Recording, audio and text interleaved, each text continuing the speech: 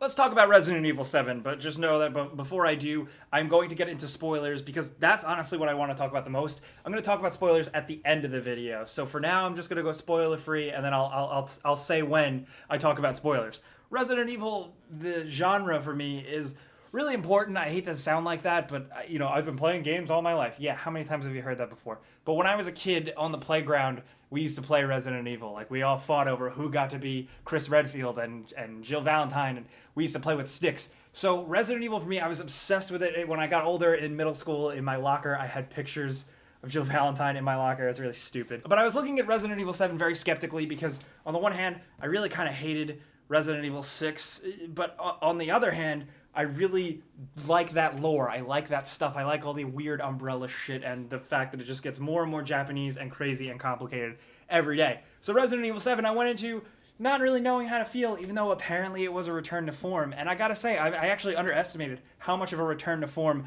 gameplay-wise, Resident Evil 7 really is. I have a love-hate relationship with this game. I mostly really love it. I can tell you it's a very good game.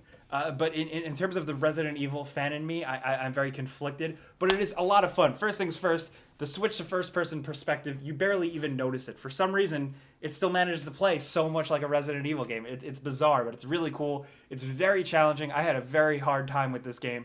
But I liked it so much that I powered through it and played it all in one sitting.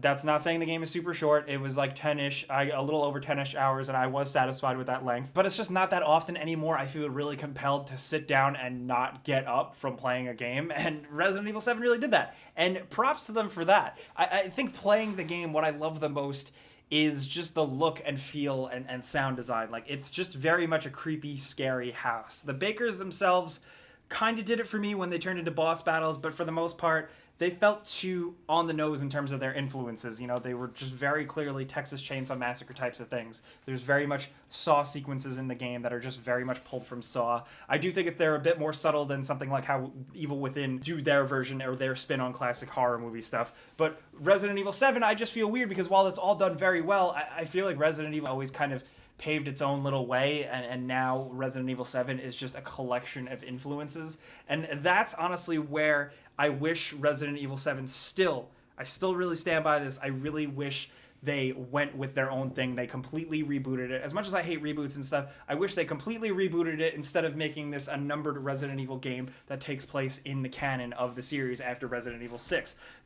That doesn't work for me at all. I'll get more into that in spoilers, but I'd rather this just be its own thing because I feel like it would be much more freeing to it. But where it does really stick to its guns with the gameplay, it works. Like I said, it's challenging. The fact that you're running around, you're figuring out how to get further and deeper into this house, looking for special missing items to unlock doors. I was severely let down with the amount of puzzles that were actually challenging. Most of them are just find a thing and put it in a thing. You're not juggling multiple items at once and kind of just trying to figure out what to do with them. It's all pretty straightforward and easy. I was let down by that. But the combat I really like. I like the shooting. They did a good job of making you feel like a civilian, but not making it so annoying. The shooting here is competent, but it does still manage to feel Resident Evil. It feels restricted. The fact that your movement speed is so very slow is a compromise between the old tank-like controls from the old game, and I thought it was really special the way they pulled it off. And holy fuck, those enemies, they're really, really hard. I hate them so much. The game, it got frustratingly hard at times. It does focus on scenarios where you're forced to use combat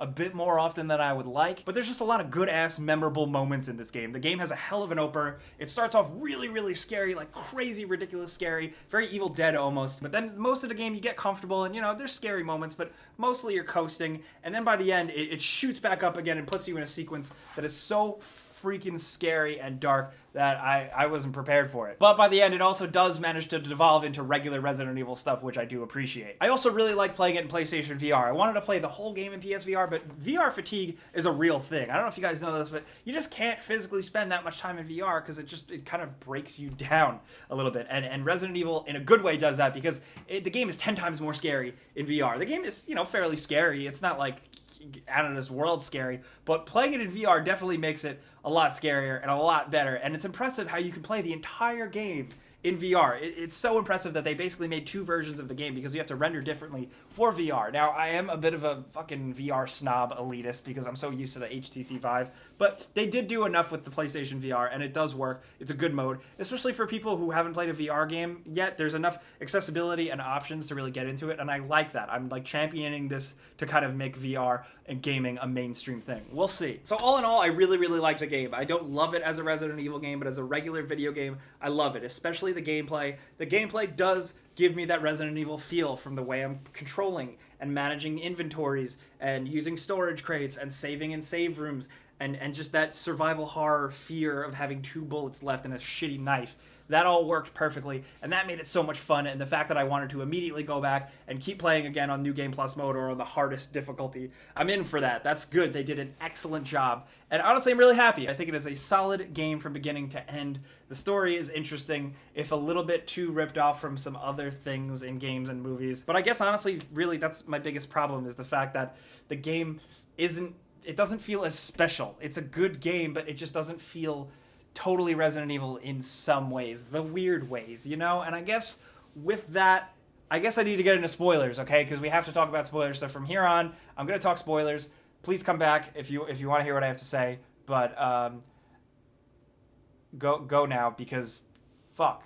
What the fuck with that ending? That was so bad. Oh, God. Like, the ending was bad, not in the sense of, like, a big, weird, ridiculous Resident Evil monster where it just gets so stupid. Because I like that. I'm into that at this point. I'm like, all right, cool, bring it on. Very unexpected. I didn't expect them, with the rest of the game being so, you know, one way, for it to go another way. But then when that helicopter comes down and the guy lands, you're like, all right, here it is, the big reveal. And apparently it's Chris Redfield. He just says Redfield. But he doesn't sound like Chris Redfield. He looks like a freaking goof. Like, he looks like a goon. Look at this moron. He doesn't look like Chris Redfield, so the impact on me was immediately lost. I was like, okay, there's nothing to be excited about there. Especially because the game is like, okay, you beat Resident Evil 7. Now here, let's connect it to the rest of the games. And that's just, it felt half-assed. Like I said, again, they should have just kept it its own new thing. But I will say, the fact that he is here and whether or not he is a real Chris does raise questions. I like that it raises questions. Also, the fact that he flew away in an Umbrella helicopter after Umbrella had been disbanded for so many years. I have a lot of questions about that. Did he just steal an old Umbrella copter? There has to be a lot more going on with this, and I really hope this DLC that I really don't want to pay for is going to highlight some of that stuff.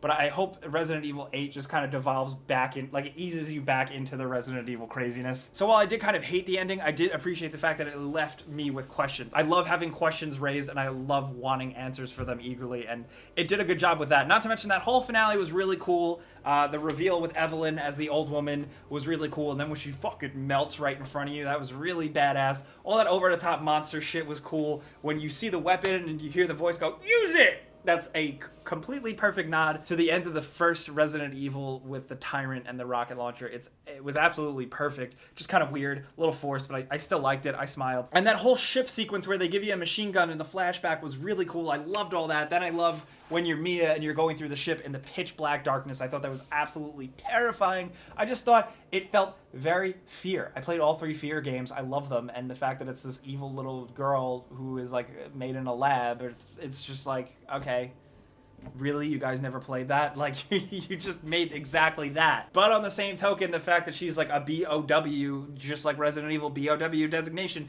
is cool. And I'd like to see where she came from, if she's just been made on the black market and sold and Mia was just working for just some company that wheels and deals these things. That in and of itself fit into the Resident Evil universe very well. I can't wait for Resident Evil 8. I hope it's a thing. I hope this game does as big as Capcom wants it to, because they pinned a lot of their hopes on this game. But now I want to know from you guys what you think about Resident Evil 7 down in the comments, because I see a lot of fans of the series very disappointed because I think they think of the game more in the sense of the story and the characters and less about what the gameplay was like.